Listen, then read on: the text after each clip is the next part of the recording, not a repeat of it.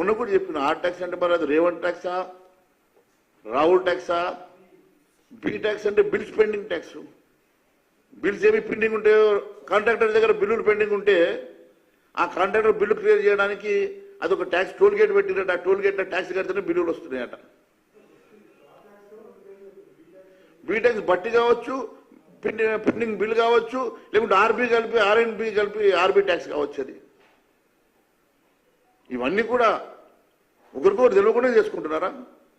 అందరు కలిసి మాట్లాడుకుని చేసుకుంటున్నారు. వాళ్ళిద్దరు ఆర్బీ కలిసి చేసుకుంటున్నారు.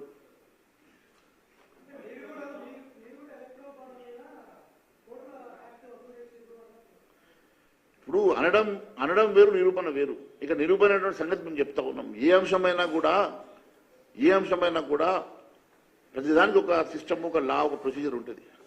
ఊరికి ఆరోపణ చేయడం కాదు. మేము ఆరోపణ చేస్తున్నామంటే వాస్తవాలు, మేము ఆరోపణ చేస్తున్నామంటే ఆధారాలు, మేము ఆరోపణ చేస్తున్నామంటే మనం లిక్కర్ విషయంలో, లిక్కర్ స్కామ్ విషయంలో మేము చాలా స్పష్టంగా చెప్పినాం.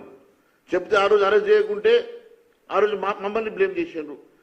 ఆ రోజు భారతీయ జనతా పార్టీ అరెస్ట్ చేస్తలేదు, భారతీయ జనతా పార్టీ టీఆర్ఎస్ కలుస్తున్నదని. ఇప్పుడు అరెస్ట్ చేయగానే ఎవరు మాట్లాడతలేరు. ఆ రోజే చెప్పినాం మాకు సంబంధం లేదు, అదేమన్నా చేస్తే సిబిఐకి మాకు సంబంధం లేదు. సిబిఐ కానీ ఈడీ కానీ స్టాట్యూటరీ బాడీస్, ఇండిపెండెంట్ బాడీస్, అవి ఏ రోజైతే ఆధారాలతో వాళ్ళు వస్తారో వచ్చిన రోజు వాళ్ళు చర్యలు తీసుకుంటారని చెప్పినాం. ఆధారాలతో వచ్చారు, చర్యలు తీసుకుంటున్నాం.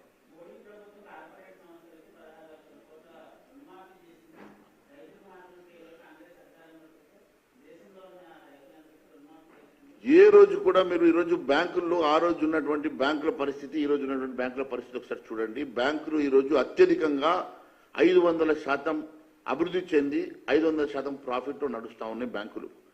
గత ప్రభుత్వాలు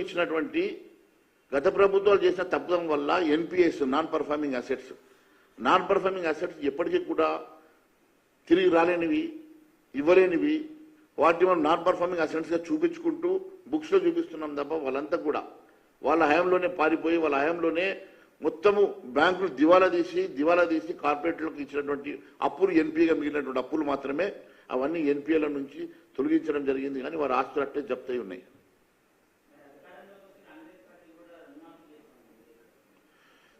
చూడండి, ప్రతి మహిళకు ₹1,00,000 ఇస్తామన్నారు.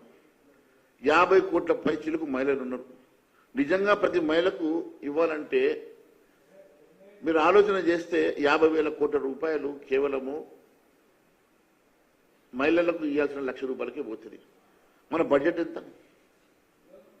దేశ బడ్జెట్ కూడా ఒక మహిళలకు ఇవ్వడానికి కూడా సరిపోదు. అంటే అనివి కానీ ఆలోచన రహితమైనటువంటి ఇష్టానుసారంగా నోటికి వచ్చినటువంటి మీరు హామీలు ఇస్తూ నిజంగా మన బడ్జెట్కి పొందనేమైనా ఉన్నదా వాళ్ళు ఇస్తామన్నటువంటి హామీలు అని అడుగుతున్నాం. వాళ్ళు ఈరోజు అదే చెప్తా ఉన్నాను. ఏవైతే అమలుకు నోచుకోలేనటువంటి హామీలను ఈరోజు ముందు పెట్టి ఏదో ఒక రకంగా మేము తెలంగాణలో ఎట్లయితే అధికారంలోకి వచ్చినామో అదే రకంగా దేశంలో కూడా అధికారం రావడానికి ఈ మేనిఫెస్టో హైదరాబాద్లో రేవంత్ రెడ్డి ఇంట్లోనే మరి డిజైన్ అయినట్టు కనపడుతున్నది.